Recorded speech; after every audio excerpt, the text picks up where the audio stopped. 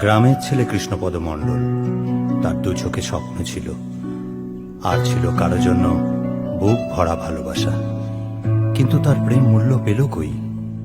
তুমি আর কাছে নেই, আমি যে আছি সেই মনে পড়ে যায় সব পুরনো স্মৃতি। তুমি আজও আছো কি, ভুল বুঝে সরে কি, সুখে থাকো দিয়ে ফাঁকি।